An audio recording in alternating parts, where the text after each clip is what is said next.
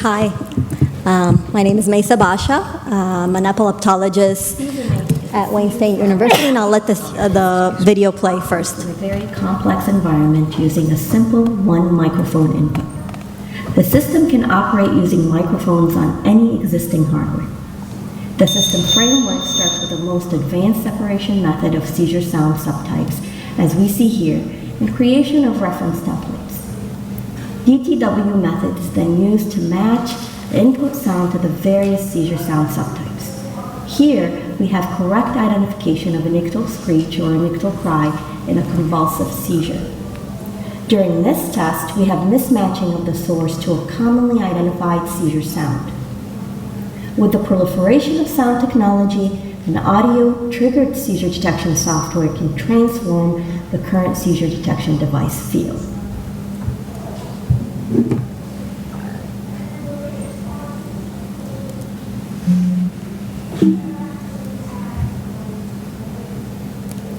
Okay. All right. So, hi. Thank you for having me. It's very exciting to be here in the Shark Tank. And I'd like to talk about our project. I appreciate the Epilepsy Foundation allowing us to present our project.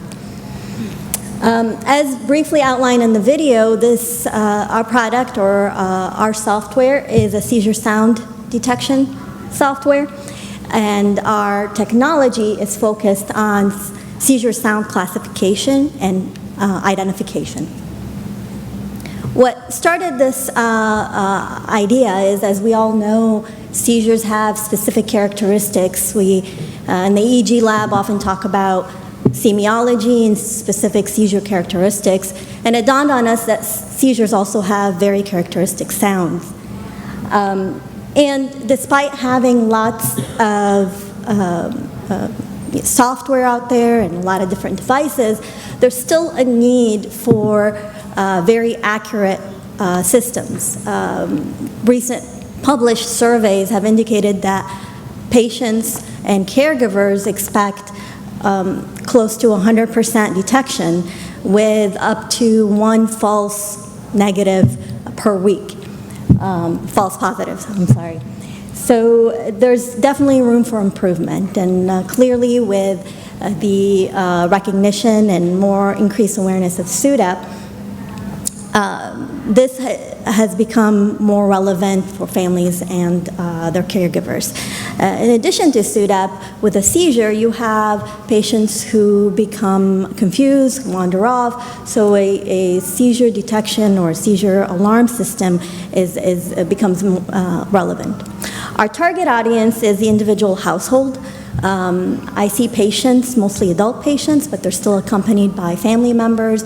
Our target is the mom or the dad who has to wake up at night multiple times a day to check on their loved one. Other targets, potential targets, is the high schooler who potentially wants to move away for college, or the grandma who wants to continue to live independently. These are all safety issues that we deal with on a daily basis, and accurate seizure detection software can clearly improve quality of life and perhaps maintain independence. Our competitive edge is the large pool of samples that we have for testing and for refining our algorithm. A large bank of seizure sounds can be used to do that. The other advantage is this is dependent on a one microphone system, so simple cell phone, patient's own iPad can be used. And it's portable, so it doesn't have to be confined to a mattress, for example.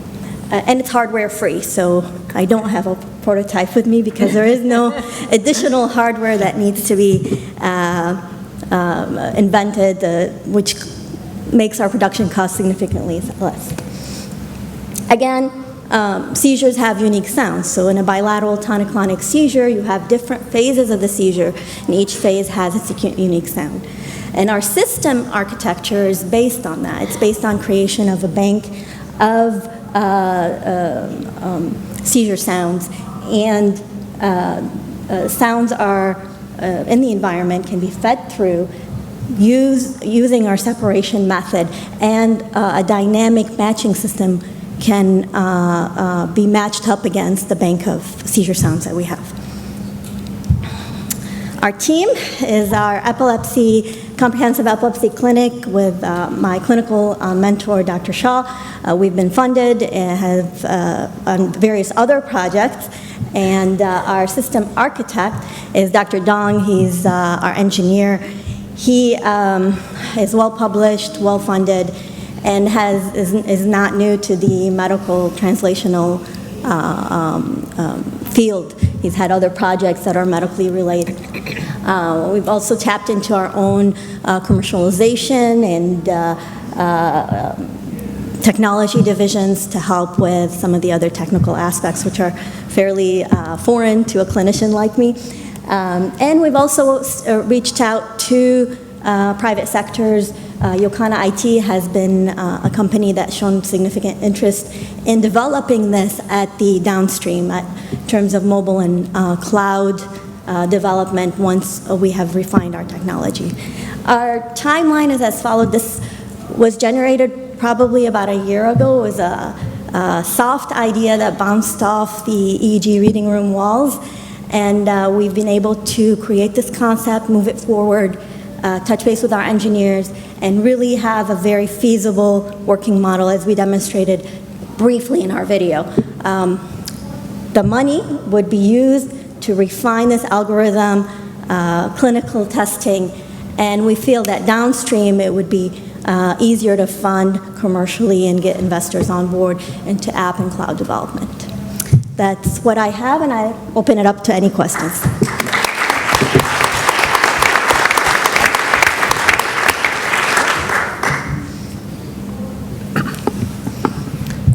Please, go ahead. So do you have any, I'm not sure I saw any data. Have you done any systematic studies, or have you just recognized some sounds? Yes, we have not done any studies as of yet. We've used a lot of sounds, current seizure sounds, separation, and simple matching in vitro matching, nothing live. And have you tried it against a false positive, snoring, other grunting sounds? Exactly. So there has been actually some research in just mere grunting. We feel that, so there's two parts to that. There's more than just the grunting. There's a series of sounds that occur in a bilateral tonic-clonic seizures. And in addition, we feel that we can create a system that can teach itself. So there is going to be a feedback loop of, yes, this is a seizure, no, that's not a seizure, to the patient or the caregiver, then can allow it to learn, basically. So it's a kind of machine learning by which eventually the device individualizes the algorithm according to the sounds of the individual when... Yes, I think initially it's fed by our own seizure sounds, and then there should be a feedback mechanism as well. If I can ask a provocative question, there are many devices out there already in the market, some simply mechanical, you put under the mattress, some right. more sophisticated electrodermal activity and heart rate and combinations and so on and so forth. So Definitely. What do you envisage are the winning the winning points of your device in such a competitive, crowded environment? Yes, that's very true. The portability of it, it's not limited to one bed mattress, it's not limited to one location. It can be placed on a portable device, no external, no additional hardware. And I think when you look at the literature, the pools that have been tested to generate these devices have been very limited, because you need a certain X amount of patients to wear a device to produce these sensitivities and specificity data out there. We feel because of the large pool of sounds that we can feed the system and test it, we are advantaged in terms of refining our algorithm. I know it sounds crazy, but I know what you're talking about. I'm very familiar with that sound that parents know, that you hear from across the room, that you know, oh my God, hurry up and get there. We even had a situation where a guy came to deliver furniture, and my husband was alone in the house, and the doorbell rang, and he heard the sound, and he says, I know that sound. And the poor delivery guy was having a grand mal seizure, over the piece of furniture, and he knew exactly what it was before he even got to him. Yes. So, I mean, it's a sound that's unlike grunting or snoring or anything else like that. So I know what you're talking about, and it's also, I know it sounds crazy, but it's also nice not to have to wear a device, because a lot of people are resistant to that. They don't want to be encumbered. They don't want to feel different. But it's a good concept.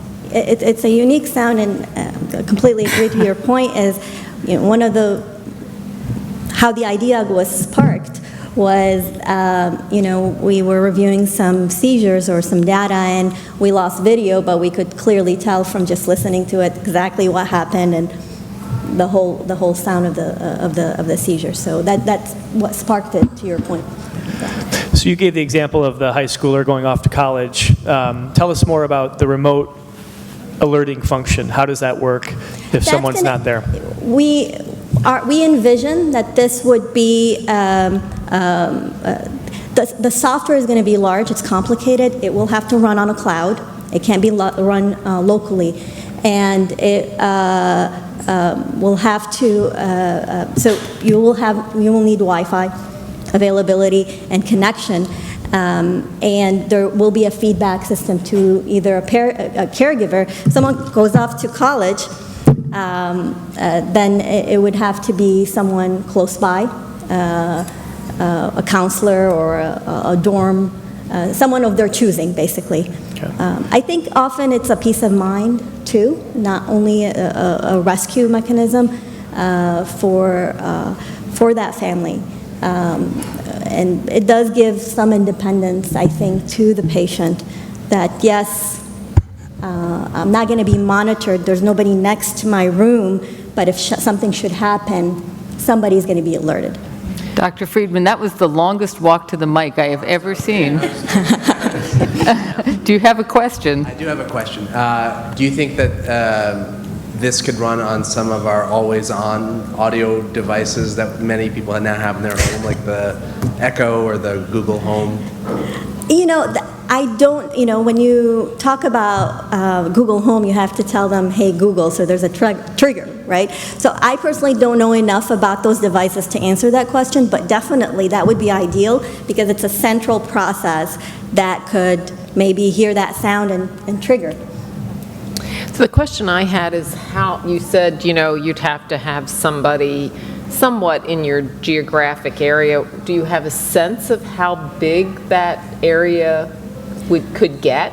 I think it's as long as you designate that person, if it's running on a cloud and they have that app and you have that feedback mechanism, it could be done in a reasonable time. Like miles or? I'm thinking otherwise, I would think it would have to be maybe even closer, because otherwise the whole purpose of this is to have someone close by that can attend to you fairly quickly. So although it might be away to college, but maybe somebody within the dorm itself, next door roommate, or not a roommate, but someone living next door, I would say within a mile, that would be ideal. I'm thinking of the freedom of, I need to run to the store, but I feel like I can leave my loved one in the house for a few moments, but I know that, hey. Well, that's not a question of how far the device could find the person. Right. She's saying it would have to be close for the person to help the individual. You could also call someone else. Right. So, but the device could find someone anywhere. I mean, that's the alerting devices find people anywhere. So it's not a distance issue. It's the rescue issue, which is a totally different issue. Right. It's not a distance issue. It's a rescue issue. Exactly. Right. Exactly. So, in the interest of time, thank you very much. Thank you.